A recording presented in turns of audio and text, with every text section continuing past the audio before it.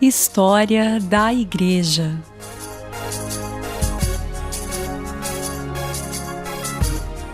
Aula 19.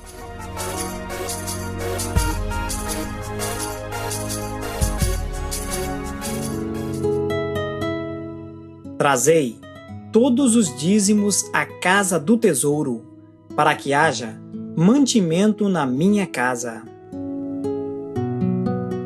Creio que a igreja é sustentada por Deus em seu aspecto espiritual, existindo em todas as partes da terra, e que a estrutura física da igreja não deve ser mantida pelo Estado, mas por aqueles que alegam amar essa casa. Creio que é dever de todo regenerado manter, zelar e amar o projeto do coração de Deus, a Igreja.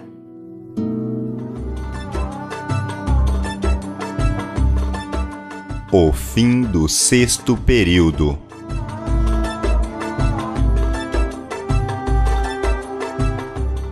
Como temos dito e exemplificado através deste estudo, há muitas formas diferentes de estabelecermos eras ou períodos históricos. Na verdade, isso depende mais do historiador e do assunto do qual deseja tratar, do que qualquer outro fato. No nosso caso, estamos falando da história da Igreja. Devido a isso, é estabelecido como início da Era Moderna o ano de 1648, que marca a assinatura do Tratado de Westfalia, o qual pôs fim a uma batalha político-religiosa que durou 30 anos e muitos males trouxe à Europa. Sem dúvida alguma, o reflexo dessa guerra também atingiu outros continentes, mas os efeitos mais devastadores foram absolvidos e sentidos em maior grau no continente europeu. Esse período atravessa diversos acontecimentos importantes até seu findar em 1945, logo após o término da Segunda Guerra Mundial.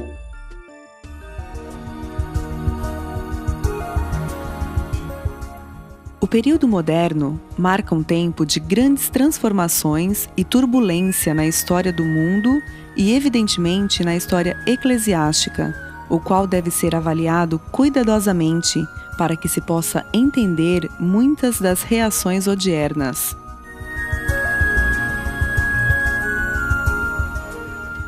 É possível se utilizar de diversas palavras-chave para poder, a um só tempo, resumir esse período.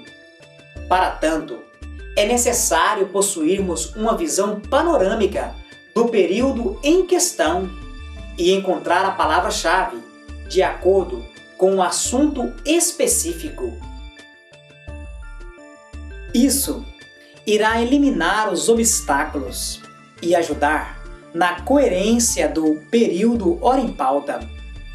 Por isso, ao decorrer sobre a Era Moderna, estabeleça primeiro o assunto que deseja abordar. Como estamos falando da história da Igreja, podemos resumir esse período utilizando-se da seguinte palavra-chave: descrença. É preciso lembrar que esse período produziu centenas de racionalistas que buscavam obstinadamente desmerecer a Deus. Tal pensamento foi o resultado das guerras em nome de Deus, acontecidas às dezenas durante a Idade Média e o período da Reforma. Não me refiro somente às cruzadas, mas a todas as guerras que se deram em forma de perseguição, seja política e poder, em nome da fé. O resultado de tudo isso foi uma era seguinte, marcada pela descrença, pela decepção com Deus e ódio ao clero. Assim, foi a era moderna. Ficou difícil as pessoas desvincularem Deus das monstruosidades praticadas nos dois períodos anteriores ao moderno e compreender que os que alegavam agir em nome de Deus, na verdade, agiam em seus próprios nomes. Deus não podia estar presente de nenhuma forma nessas tragédias. Apenas teve seu nome incluído no meio para se justificar um fim. Por isso, não é difícil entender a razão pela qual o período moderno se tornou um útero enfermo, gerador de apóstatas, racionalistas e céticos.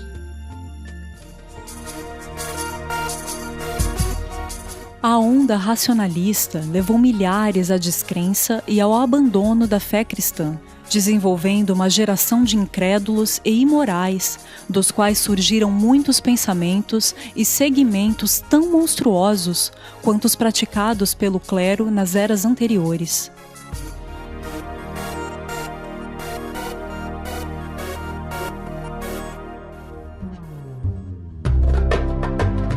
Os ensinos racionalistas prometiam um mundo melhor e mais justo se a sociedade não mais admitisse Deus. No entanto, basta olharmos para o comunismo, o fascismo, o socialismo e o nazismo militante de tal período, os quais foram amoldados dentro de tal pensamento, e o que provocaram ao mundo para se descobrir que tal pensamento apenas serviu para aumentar a intolerância, violência e a violação dos direitos humanos. Não é preciso trazer à tona as crueldades nazistas e lembrar que tal sistema era como símbolo de uma sociedade moderna, racional, educada e livre da religião, para se perceber que definitivamente não era a resposta devida às injustiças e crueldades presentes em um mundo já em pedaços. Em seu âmago, os racionalistas surgiram então como fruto da insatisfação diante das ações de maldade e crueldade de falsos líderes espirituais. E tal movimento tristemente se tornou uma voz contrária à fé em Deus, perseguindo e oprimindo os que recusassem a se guiar pela razão somente. Tornou-se uma espécie de seita que idolatravam o Deus razão e passou a denunciar o cristianismo como o responsável pela ignorância e demais males sociais.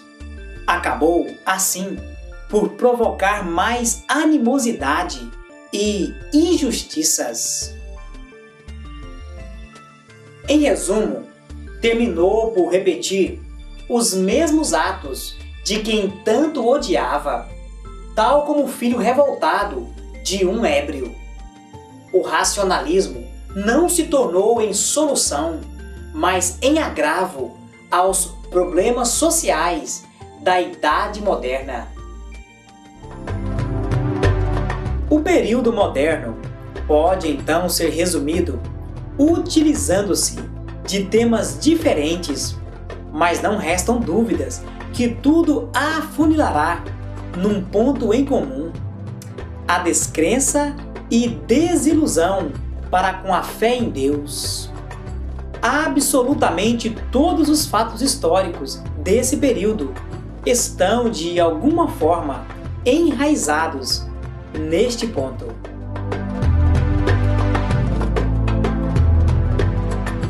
Esse período chega ao fim expondo um continente destruído economicamente, moralmente e espiritualmente. Vale lembrar que o início, bem como o término do período, são marcados por guerras. Se a Guerra dos 30 Anos teve motivos político-religiosos, a Segunda Guerra teve motivos político-racionais. Assim, apesar das mazelas da era moderna, é preciso dizer que a história desse tempo não foi construída apenas com tijolos podres. É possível ver claramente que durante este período, os caminhos se tornaram mais fáceis para os livres pensadores, artistas, cientistas e etc. Vale dizer que essa abertura ao mundo também permitiu que a imprensa desse um grande passo em seu desenvolvimento, pois nesse tempo a modernização da prensagem dos artigos, livros, jornais e etc. fora facilitada e tivera seus custos diminuídos, o que permitiu melhor e mais rápida expansão do livre pensamento.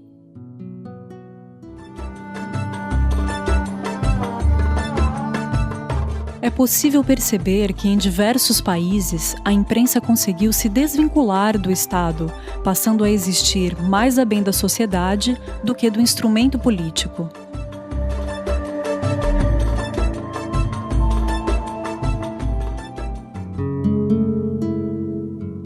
O genuíno cristianismo também fora grandemente beneficiado, especialmente a teologia protestante, que precisava de liberdade para expor seu ponto de vista diante de um domínio católico totalitário e opressor, mas que agora se via enfraquecido diante das revoluções da modernidade. Fatos importantes.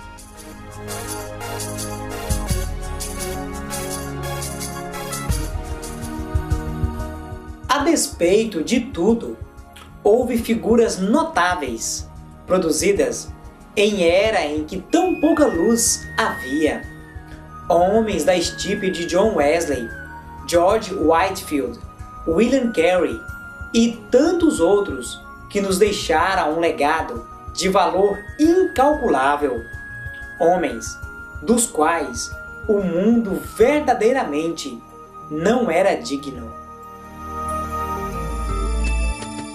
É perceptível que ainda na era moderna, tanto o capitalismo quanto a globalização do mundo, tal como vemos agora, havia dado seus passos mais firmes.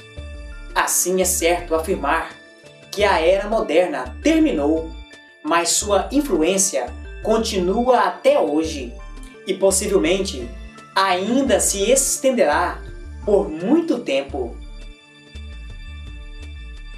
A odiernidade está tão profundamente arraigada à era moderna que se torna muito difícil estabelecer claramente balizas referenciais com respeito a épocas, motivo que leva muitos nem mesmo a estabelecer inícios e términos de eras.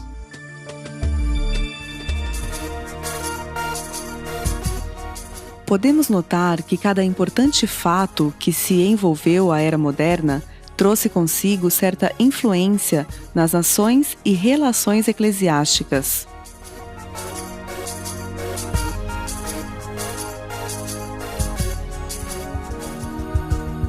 Das guerras aos tratados de paz, das depressões aos ápices, da vergonha à honra, é importante dizer que os acontecimentos de alguma forma influenciaram a Igreja cristã, seja num aspecto ou em outro.